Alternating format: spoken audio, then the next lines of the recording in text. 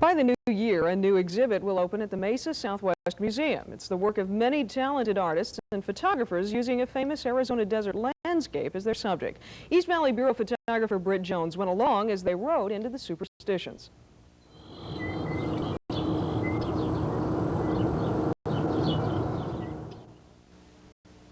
Have a good time now.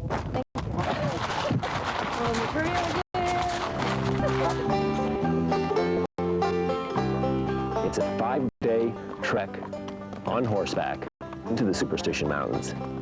Well, we've decided to go in, make a horseback ride of it because, one, we can cover more territory than we could if we hiked in, and two, we can bring in much more equipment than we could if we just tried to backpack in. We'd be much more limited.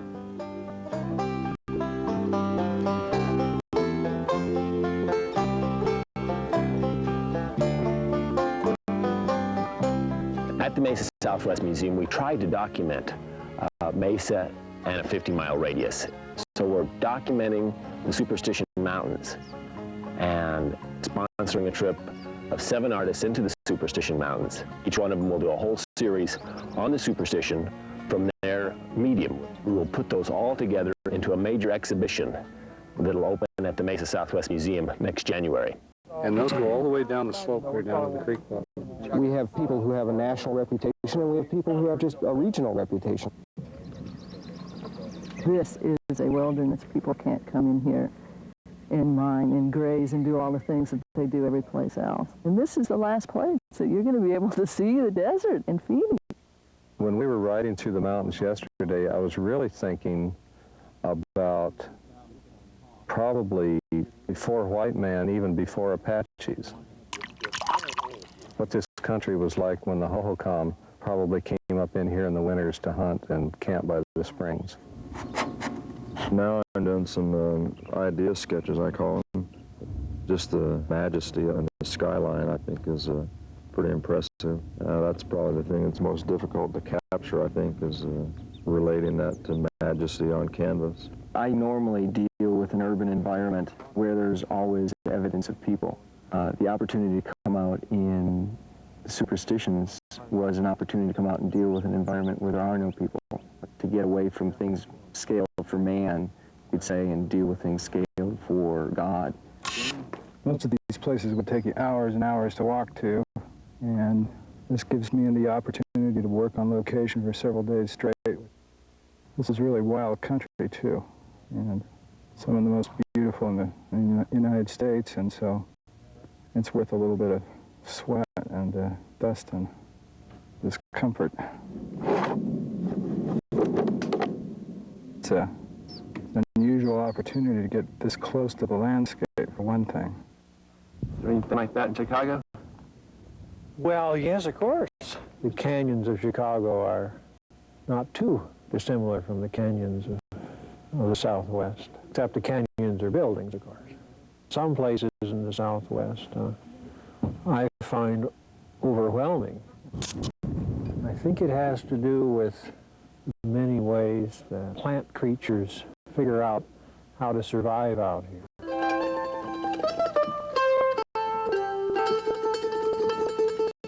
We have a tremendous resource in the land around here, and people can understand its beauty by seeing the exhibition and relating it to their own experience in the desert.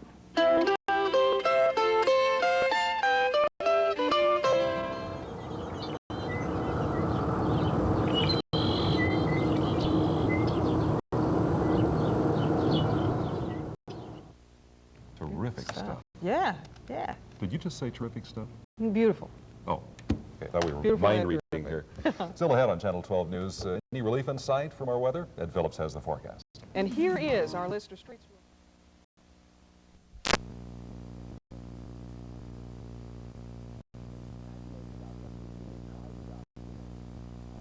At the Mesa Southwest Museum, we tried to document Mesa and a 50-mile radius, and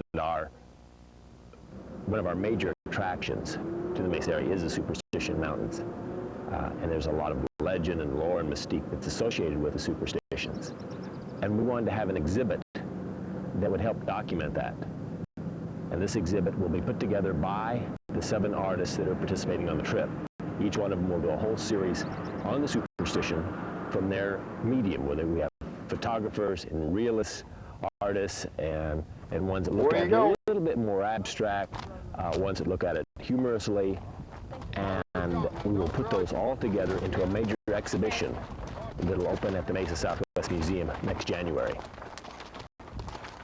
This trip came about initially from a similar type trip I took 5 years ago. 5 years ago I sponsored a wagon train trip recreating original track of pioneers coming into the valley area. And from that, I thought it'd be interesting to have an exhibit that could come from a similar type trip.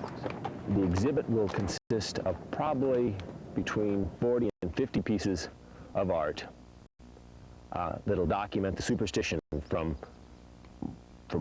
microcosm look at the environment to the panoramic photographs that go in a 100-degree radius. We're asking the artists to do a number of different pieces on the superstition and to select the one they would like to donate to the museum. And that's sort of a reciprocal agreement we have with them. We're going ahead and funding the trip. It's being funded by the Mesa Southwest Museum Guild, and they're generously putting up the dollars, the cost of the trip. And then the artists are giving each one piece that they would like the museum to have for its permanent collection.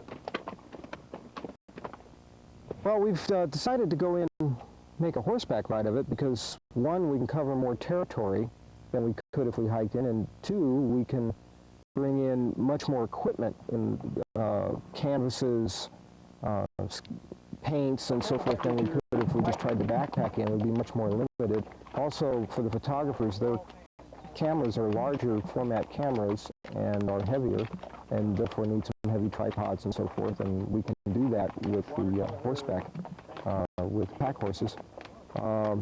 Also, by having a pack horse outfit do the trip, then the food is catered, and we don't have to worry about doing that. We can concentrate on our art, which is what we're here for.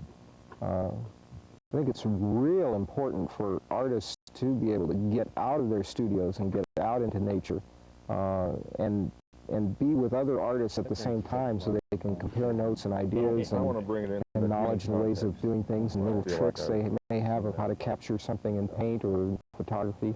And the collaborative effort is very important and doesn't happen enough in contemporary art as far as the ability to do it.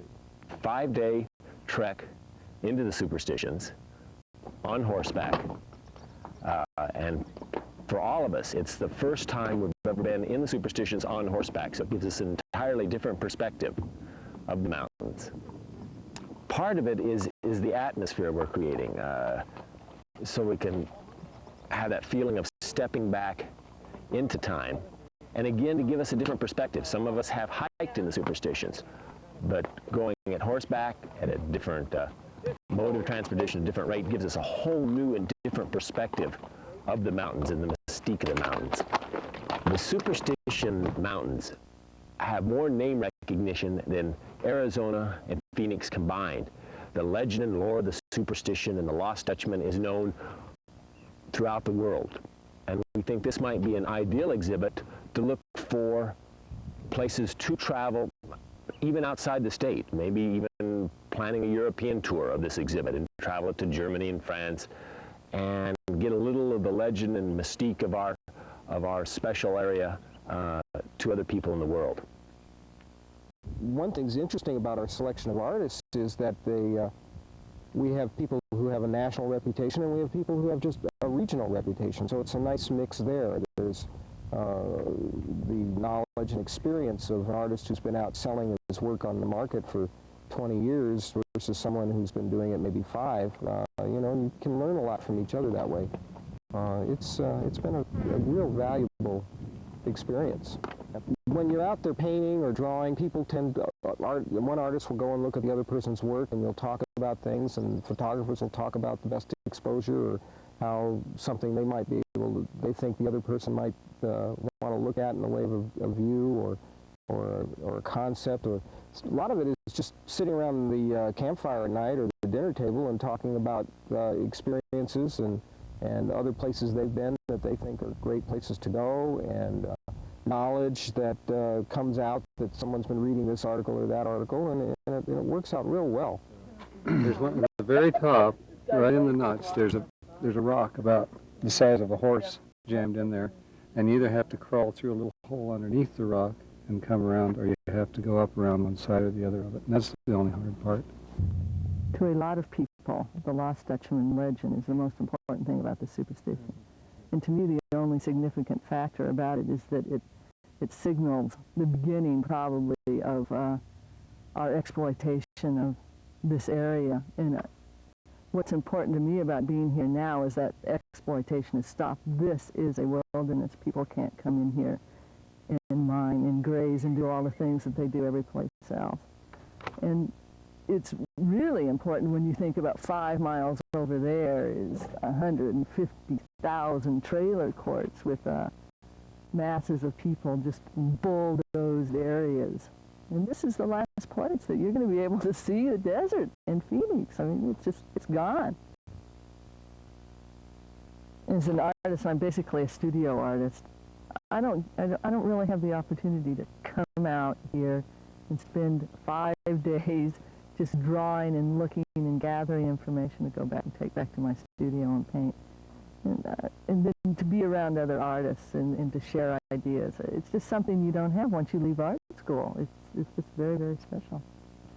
The thing that struck me this morning as I was starting to draw is how really complicated everything is. I mean, on first glance it looks, oh, there's a cactus, there's a mountain, very simple, but it is not. They are incredibly complex. I mean, you'll start with a line and all of a sudden, where am I going with this, you know? And then there's something else in the layer and layer and layer, and then of course the lights and the shadows. You forget how difficult it is to do a drawing, you know, if you're not out there every day drawing, which I'm not.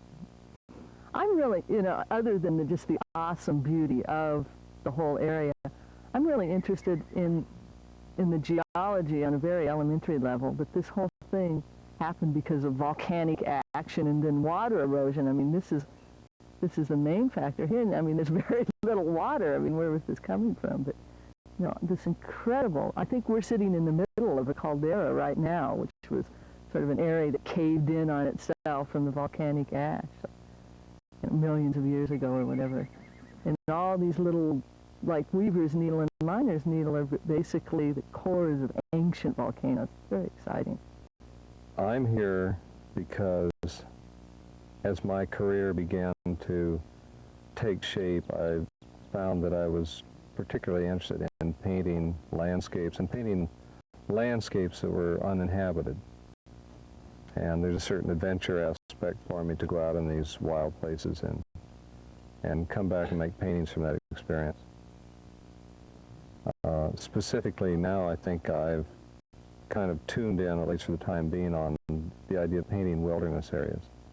Between the national parks, monuments, and wilderness areas, we have all this incredible scenery, particularly in the West, and I'm going to try to broaden myself out of the Southwest into other parts. And so when I was invited on this trip, that was a good starting point to deal with the Superstition Wilderness area, and then I'll move on to others.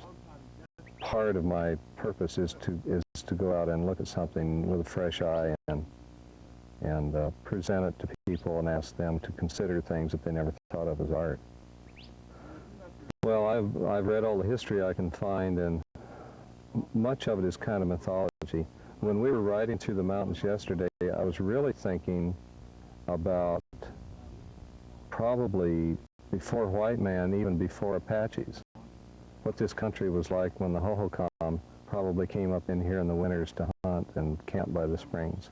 And I'd never thought about that far back in time, but maybe having been to Peru, I'm beginning to expand my sense of time into older and older cultures. You look at land and then you think you're looking at a wilderness that's uninhabited, that's unspoiled, but if you think about it, if it's a really nice place, there's probably always been hunters and gatherers that used those areas. We call it wilderness because we want to protect it from, you know, destruction.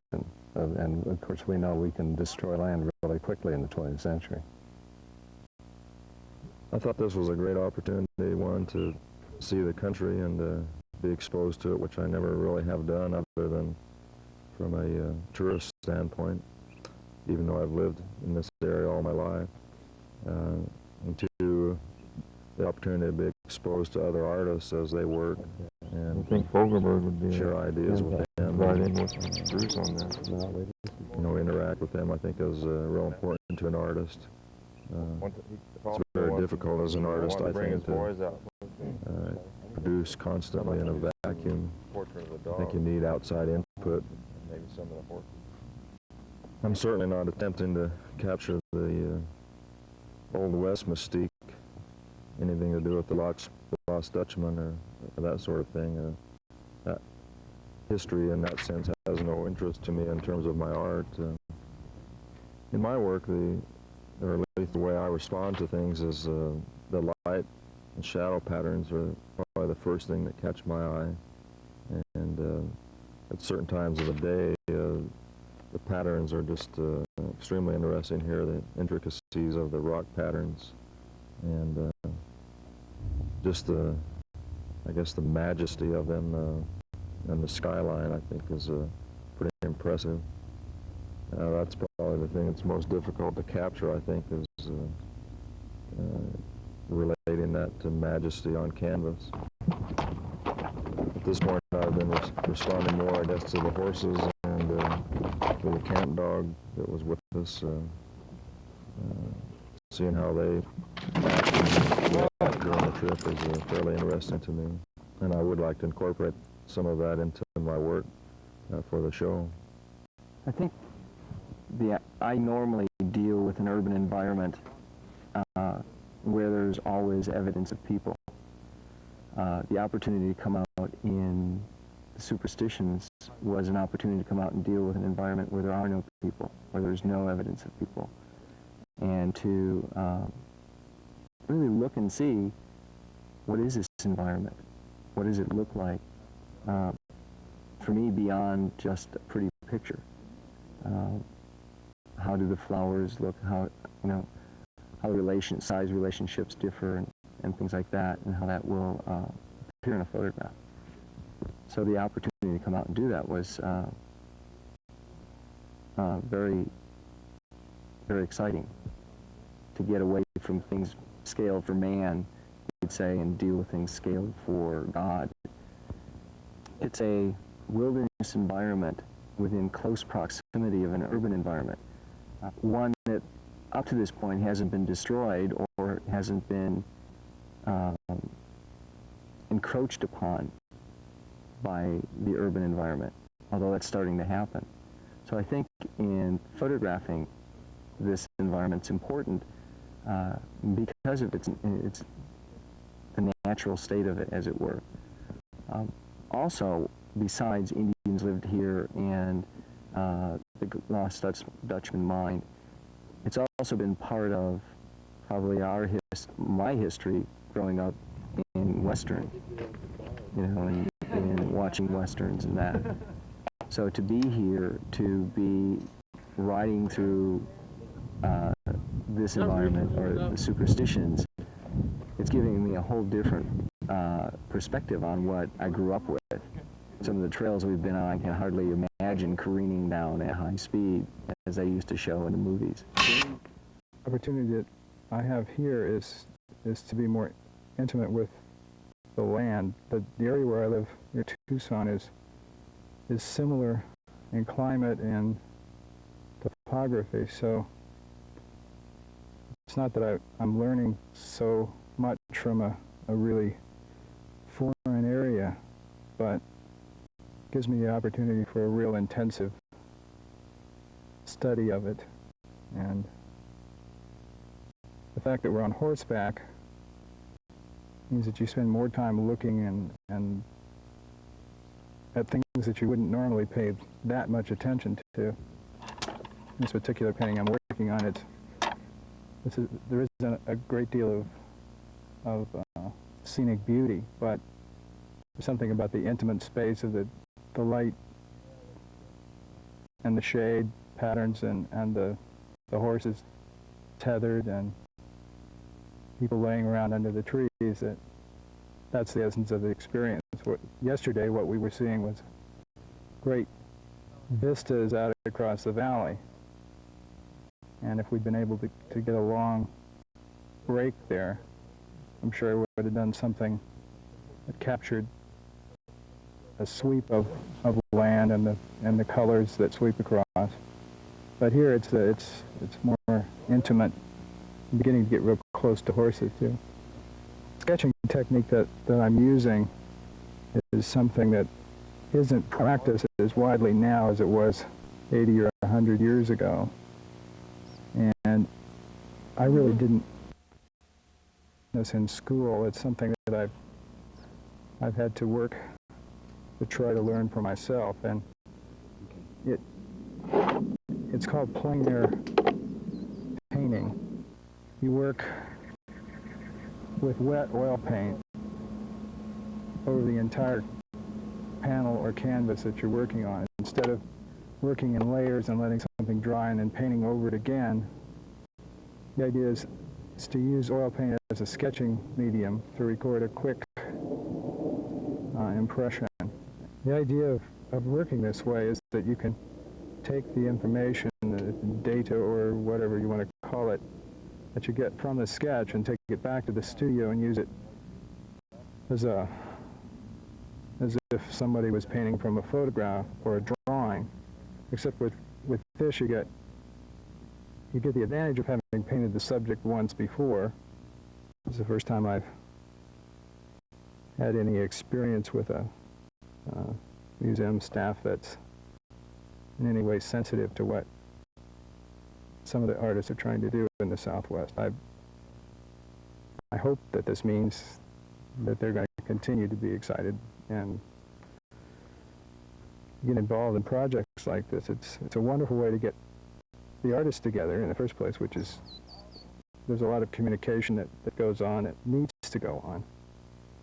And I think that this kind of an exhibition might inspire, sort of stimulate people's imagination a little bit. Chicago was flat, big hills of 20 feet high. You do have rather tall buildings that kind of make up for it. Have canyons that are about 1,000 feet high. Lots of people. Actually, I've been most recently photographing Chicago beaches, which are filled with the most amazing assortment of people. Photography is kind of a backwards medium in that you, I don't really look to capture things. I look to discover things.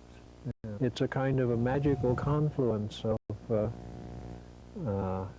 what's there with yourself and your sensibilities, and with the equipment if it decides to work. Which I think I'm just going to move on. I think you have to be rather strange to be a photographer. Well, because, see, most artists build things. In photography, it's analytical. It's a question of culling out things, cropping out things. And one of the excitements of photography is being surprised when you look down to your viewfinder for me. Look at the work print. Think too much intentionality for the kind of work I do gets in the way. The most predominant feature of the superstitions is that I was told about them for the first time when invited on this trip. There are some wonderful formations that we passed on the trail. They're a little different than the California desert. My artwork is all of the desert. It's close-up viewpoints of plants, rock, and little niches in the geology of the Sonoran Desert. One of the things I like to capture the most is quality of light and the play of complementary colors, the joy of color. and I find this in the landscape of the desert. This trip into the Superstitions represents, for me, the fulfillment of one of my fantasies, actually. And that fantasy is to see these mountains, which I love so much, and which I've probably taken 4 dozen hikes into, to see it horseback, which is the way in which the miners and adventurers and treasure seekers have been able to see it. And it's a viewpoint different from my ground-pounding one of being a hiker and a backpacker and being loaded down with the packs. And by seeing it horseback, I get to have a higher-up view, and also I was free to leave my imagination go and almost pretend like I was seeing it fresh from a different standpoint, from history, from recent history, the way that the adventurers and miners saw it. When I go into the mountains, which I've done in the last 12 years with these hiking trips, I come away with a treasure of my own, and that treasure are the memories of the colors of the geology and the rocks, and the way in which the plants change season to season. And in the last 12 years, I've been able to see some really great changes, and there's a wealth in the superstitions that a lot of people, I'm sure, don't realize is there. And being an artist, I don't know if that just makes me more sensitive to it, or I really don't know where my serious art career began, because the hiking brought me closer to the desert, but my artwork took me in search of other images. And I don't know which came first. It's like the two. My love of the outdoors and the Sonoran Desert grew with my ability for my artwork, making it a full-time love. I would like to contribute some of the most sensitive close-up paintings of what I consider the intimate spots along the trail that most people don't stop to look at. I'm doing this in oil paint, watercolor, and pastel. I'm a native of Phoenix, and I grew up in the city, and my first trip into the mountains was in 1976. My brother took me hiking there, and prior to that, I used to think, oh, it's got to be a desolate patch of desert. Why would I want to go hiking there? My image of it was from seeing it on the highway, and you really can't see what's in there from the highway. You have to get out and walk it. And the variety within the Superstition Wilderness is one of the widest I've ever seen. And since that first hike, I have hiked all over the West, backpacking, and also river running, and I've seen an awful lot of desert and forest. And I like to come back to the Superstitions because, well, for 2 reasons. One, the variety of landscape, vegetation, and rock formations that are within it. And they are very protected and very pristine still. And the other reason is the accessibility to such a large metropolis. The Mesa Southwest Museum, in taking on a project like this, is a very unique opportunity because they aren't a commercial gallery. They can put their work totally, their efforts totally into developing a way of seeing the land that I think is pure and untainted commercially. And with this project in particular, it was started far enough ahead of time that we have 6 to 9 months in which to do the work that we gathered in the field and to hone it down to perfection. And we will be putting pieces in the show that probably come more from our soul and less from our pocketbooks. I think that there's going to be a unique opportunity to see the Superstition Mountains in depth from many different artistic viewpoints. The artists were all chosen because each one is completely unique from the other. And this is, I think, going to be one of the rarest opportunities to see the same landscape from so many different eyes.